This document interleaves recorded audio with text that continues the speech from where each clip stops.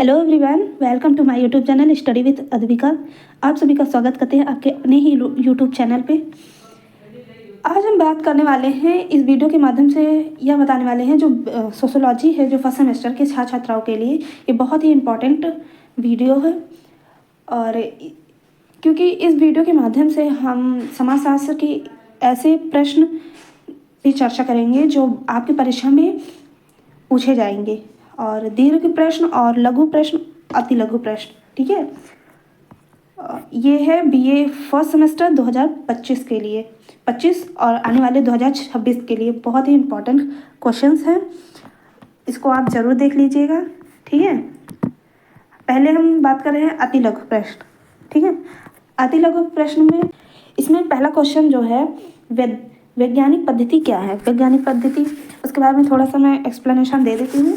ठीक है, वैज्ञानिक पद्धति जो है, जिस पद्धति में विज्ञान का विकास हो, जो विज्ञान होता है उनका विकास होता है, उसे वैज्ञानिक पद्धति कहा जाता है। ठीक है, लुडबर्ग के अनुसार जो उन्होंने कहा है कि जो मोटे तौर पर जो वैज्ञानिक पद्धति होते हैं उनके तथ्यों को व्यवस्थित रूप में अवलोकन करने के लिए उनके बहुत ही वर्गीकरण व्याख्या दिए थे।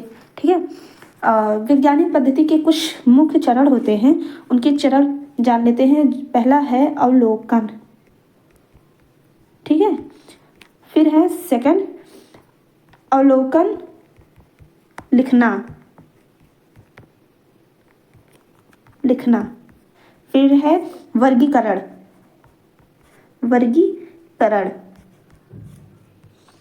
फिर है सामान्यीकरण,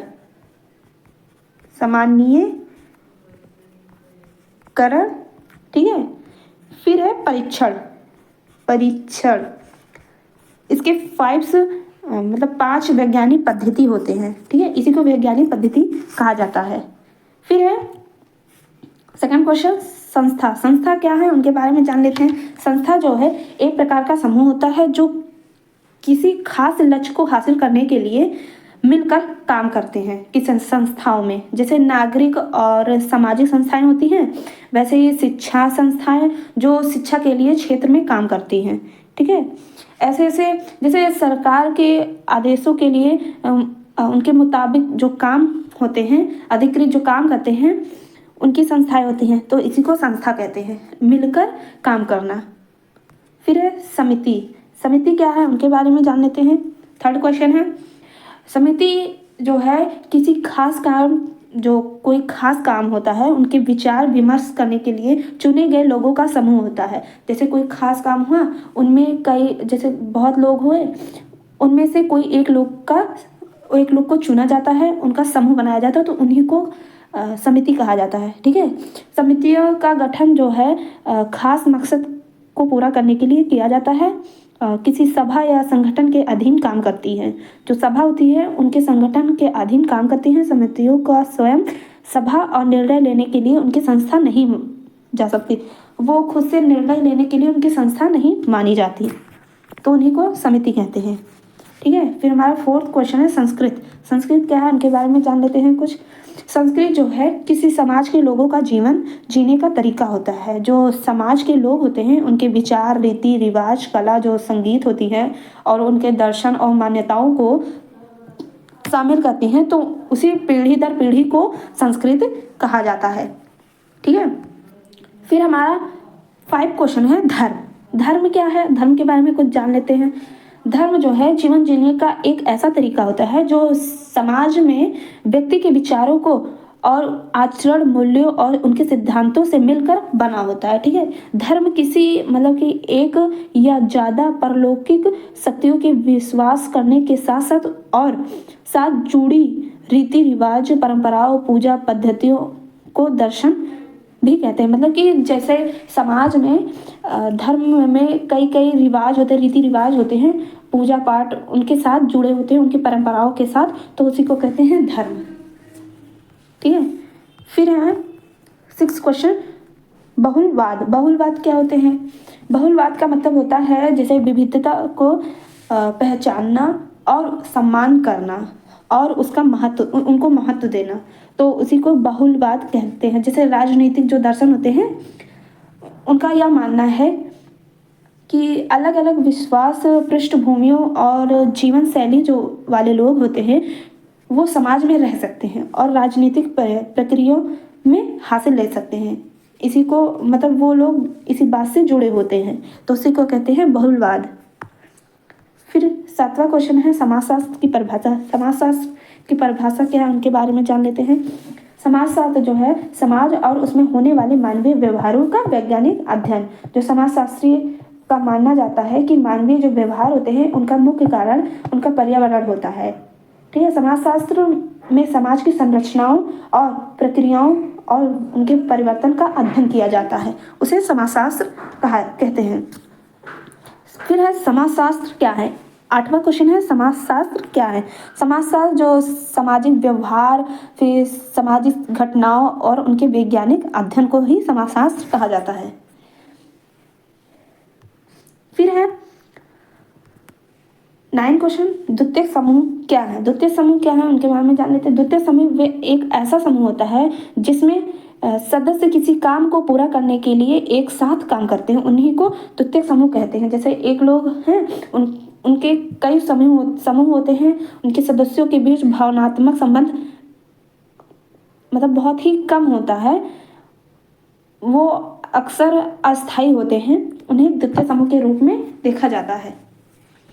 फिर है 10वां 10 क्वेश्चन परिवार। परिवार क्या है उनके बारे में जान लेते हैं। परिवार समाज की एक ऐसी छोटी इकाई है जो आमतौर पर पति पत्नी और उनके बच्चों के समूह को परिवार कहा जाता है। जो पति पत्नी होते हैं उनके बच्चे होते हैं उसी समूह को परिवार कहा जाता है। हालांकि दुनिया में जो ज़्यादातर हिस्सों से परिवार का मतलब रखते हैं, कुछ हिस्सों से परिवार का मतलब रखते हैं रक्त संबंधों का समूह जिसमें विवाह और दत्त प्रथा जैसे जुड़े लोग भी शामिल हो सकते हैं। ठीक है, उसी को परिवार कहते हैं। मेन तो यही है कि परिवार जो है समाज की एक सबसे छोटी इकाई होती है जो पति पत्नी और बच्चों के समूह को ही परिवार कहा जाता है। फिर है 11 क्वेश्चन विवाह की परिभाषा। विवाह क्या है उनकी परिभाषा। विवाह मतलब कि शादी, दो लोगों के बीच जो सामाजिक और धार्मिक रूप से मान्यता प्राप्त मिलन होती है उनको विवाह कहते हैं। ठीक है, संस्कृति और अक्सर कानूनी जो रूप होते हैं उनको मान्यता प्राप्त संबंध होता है जो समाज और मतलब कि धर्म दोनों की मान्यता से ही जो दो लोगों का बीच विवाह होता है उन्हीं को कहते हैं विवाह संबंधी।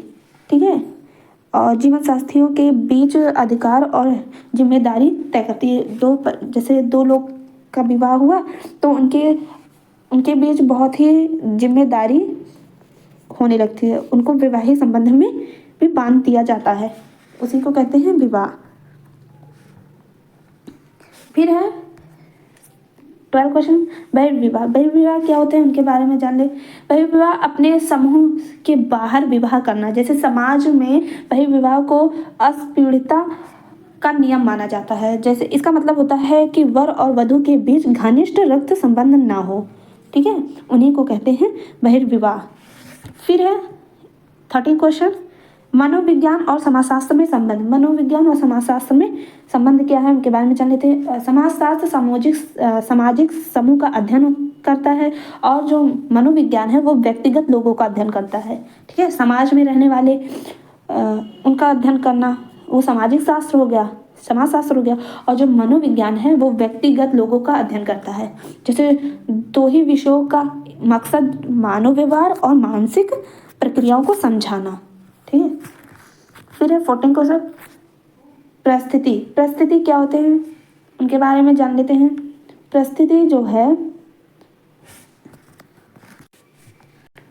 परिस्थिति का मतलब होता है कि व्यक्ति के समूह अथवा समाज में पद का सूचक, जो पद होते हैं उनका सूचक होता है। यह पद तथा मतलब यह पद या तो व्यक्ति जो समाज के द्वारा उनका रक्त प्रदान किया जाता है या व्यक्ति स्वयं अपनी योग्यताओं द्वारा प्राप्त करते हैं। जो योग्यताएं होती हैं उनको खुद ही व्यक्ति अपने समाज में प्राप्त करते हैं। पद सूचक उन्हीं को कहते हैं परिस्थिति।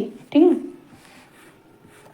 फिर है नेक्स्ट क्वेश्चन 15, संयुक्त परिवार। संयुक्त परिवार क्या होते हैं? संयुक्त परिवार एक ही घर में एक ही पैतृक या मृत वंश की दो या दो से ज़्यादा पीढ़ियां रहना, उनको संयुक्त परिवार कहते हैं। जैसे संयुक्त परिवार में सभी सदस्य एक ही छत के नीचे रहते हैं और एक ही परिवार का निर्माण करते हैं। संयुक्त परिवार में जैसे रसोई, उनके एग्जाम्पल हुए जैसे रसोई, पूजा पाठ और उनकी संपत्ति सामूहिक होती है, मतलब एक साथ होती है, तो उन्हीं को संयुक्त परिवार कहते हैं। फिर है नेक्स्ट क्वेश्चन, नातेदारी। नातेदारी क्या होते हैं? नातेदारी यानी रिश्तेदार। समाज में जो लोगों के बीच सामाजिक संबंध होते हैं उनके लिए यह होता है नातेदारी, ठीक है। यह एक ऐसा व्यवस्था है जो लोगों के बीच भूमिकाओं और रिश्तों को परिभाषित करती है, ठीक है। जैसे माता पिता और उनके बच्चे, बहन भाई और ससुराल वाले, तो ये नातेदारी हो गए, ठीक है। फिर है नेक्स्ट क्वेश्चन, एकीकरण। एकीकरण क्या होते हैं? एकीकरण मतलब होता है समामेलन। एकीकरण या विलय जो समाज में राजनीतिक समिति को संदर्भित कर सकता है और किसी क्षेत्र के दूसरे समाज के साथ विलय की मांग की करती है। मतलब एकीकरण होता है दो या दो से अधिक देशों के एक साथ मिलकर एक देश बनाने की प्रक्रिया, उन्हीं को एकीकरण कहते हैं। फिर है नेक्स्ट क्वेश्चन, भूमिका। भूमिका क्या होती है? भूमिका के बारे में जान लेते हैं। भूमिका वह है जो एक व्यक्ति अपने द्वारा धारित परिस्थिति के अनुसार निभाता है। मतलब कि यह विभिन्न व्यक्ति जो होते हैं उसी परिस्थिति में होते हैं जो भिन्न भिन्न रीति के कार्य करते हैं।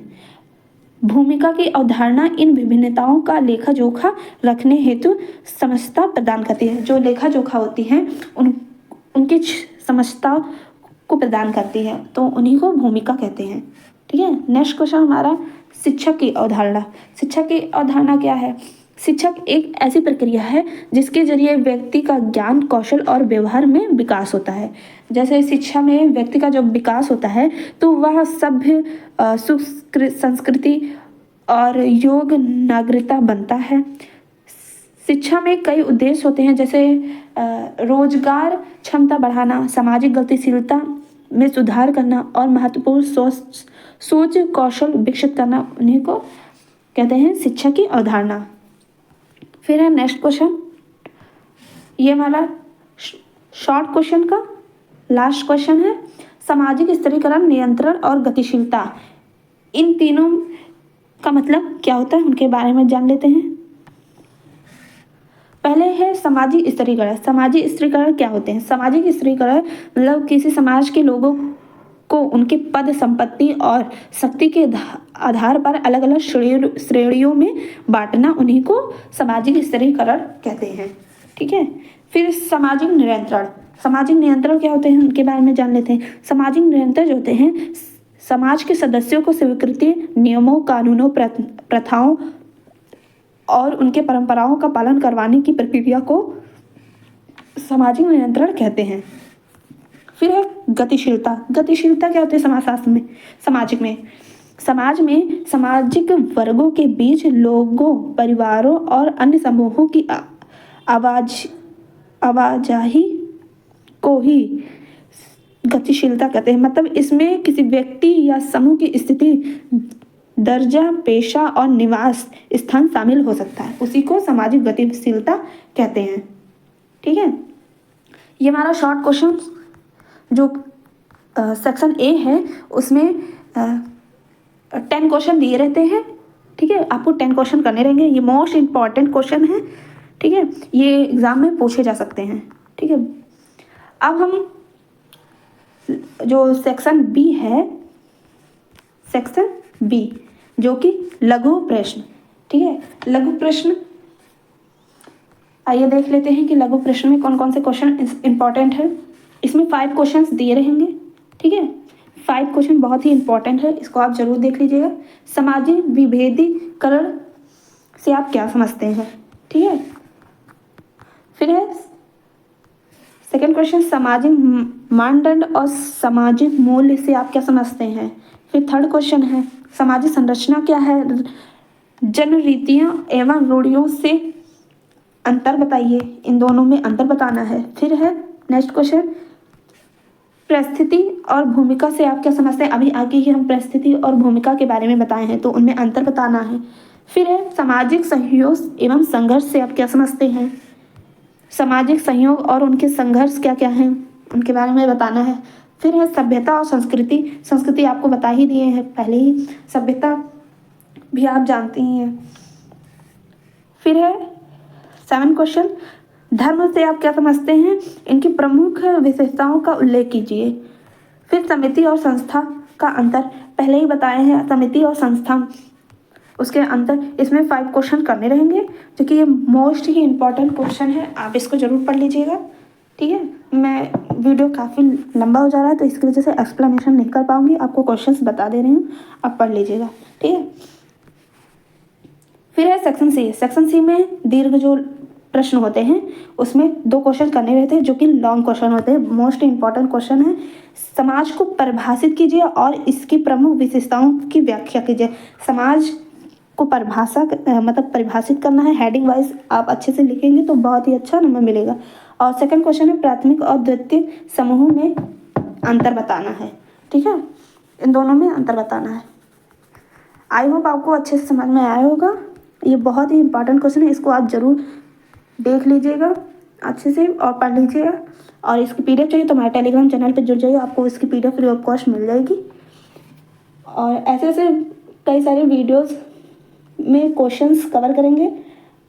ठीक है, और आई होप आपको अच्छे से समझ में आया, तो लाइक शेयर एंड कमेंट जरूर करिए। Thank you so much watching this video.